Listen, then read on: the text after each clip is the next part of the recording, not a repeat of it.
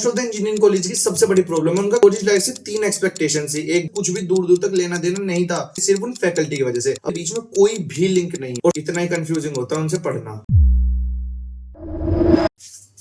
हाय, मेरा नाम अंश और मैं एक सेकंड ईयर का इंजीनियरिंग स्टूडेंट हूं और इस वीडियो में मैं तुम्हें बताने वाला हूं अपना इंजीनियरिंग एक्सपीरियंस और ये भी बताऊंगा कि क्या तुम्हें 12th के बाद इंजीनियरिंग परसू करनी चाहिए या फिर क्यों नहीं करनी चाहिए, और अगर करोगे भी तो क्या उससे तुम्हें बेनिफिट हो पाएंगे। अब हर दूसरे बच्चे की तरह 12th क्लास में 70% मार्क्स का क्राइटेरिया पार करके पीसीएम में लाने के बाद मैंने इंजीनियरिंग का रास्ता चुना, जो कि कुछ खास यूनिक नहीं था, लेकिन मुझे बहुत लग रहा था। मेरे घर वालों और मेरे गाँव वालों को तो लगता है जैसे पता नहीं मैं कितना बड़ा साइंटिस्ट बन जाऊंगा इंजीनियरिंग करके। अब देखो, मेरी कॉलेज लाइफ से 3 एक्सपेक्टेशन थी। एक गर्लफ्रेंड जो नहीं मिली, एक जी फॉर कॉलेज लाइफ वो भी नहीं मिली, और बहुत सही सही दोस्त वो मिल गए। अब most of the engineering college की सबसे बड़ी प्रॉब्लम है उनका करिकुलम। अब जब मैं फर्स्ट ईयर में आता हूँ तो मुझे पढ़ाए जाते हैं 12th क्लास के बेसिक मैथ्स के थोड़े एडवांस टॉपिक और सिविल मैकेनिकल इन सब का बेसिक, जो कि मेरी आने वाली ब्रांच कंप्यूटर साइंस से कुछ भी दूर दूर तक लेना देना नहीं था। और मैंने रियलाइज किया कि अगर मेरी जॉब के लिए ये सारी क्वालिफिकेशन है ना, तो कॉलेज मुझे सिर्फ ये क्वालिफिकेशन प्रोवाइड करता है जिनके बीच में कोई भी लिंक नहीं। और सेकंड सेमेस्टर में भी कोडिंग के नाम पे सी लैंग्वेज सिखाई गई। अब जैसे मैंने पिछली वीडियो में बताया, मुझे सी लैंग्वेज भी कुछ खास नहीं लगी, लेकिन वो इकलौती ऐसी चीज थी जो मेरी डिग्री से रिलेटेड कुछ सेंस बना रही थी। अब दूसरी सबसे बड़ी दिक्कत है फैकल्टी, जिसे मैं 3 पार्ट्स में डिवाइड करता हूँ। पहली चीज सब आता है, उन्हें पढ़ाना भी आता है, उन्हें वो नॉलेज डिलीवर भी करनी आती है।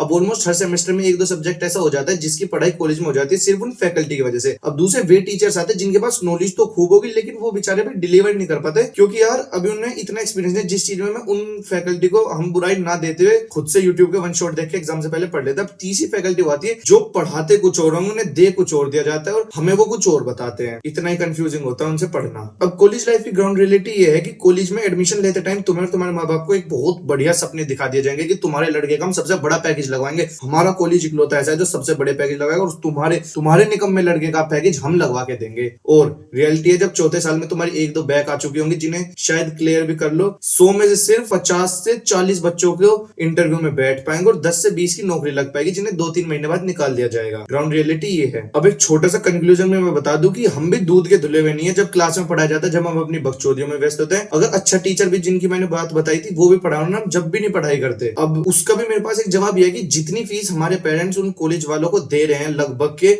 एक आईफोन प्रो मैक्स, तो वो है जो एडमिशन के टाइम पे जाती ही जाती है। उसके अलावा एक्स्ट्रा खर्चे और लगा रहते हैं, एग्जाम फीस ये वो। उतनी फीस में तो ऐसी पढ़ाई होनी चाहिए कि क्लास में जाने का मन करे। यहाँ जाना तो छोड़ो, क्लास में जाना भी सिर्फ अटेंडेंस के लिए पड़ता है। अगर वो भी ना हो ना, जैसे 1-2 बार नहीं थी मेरे सेमेस्टर में, क्लास में कोई नहीं आया, भूत भटक रहे थे क्लास में। अब देखो, ब्लाइंडली इंजीनियरिंग या किसी भी कोर्स के पीछे मत भागो, रुको, तुम्हारे पास अब काफी टाइम है। 1-2 हफ्ते रुको, थोड़ा रिसर्च करो और देखो भाई क्या क्या करियर ऑप्शंस है जो तुम आगे परस्यू कर सकते हो। और इसी नोट के साथ इस वीडियो को खत्म करते हैं। Thanks for watching. मकसद नहीं भूलना।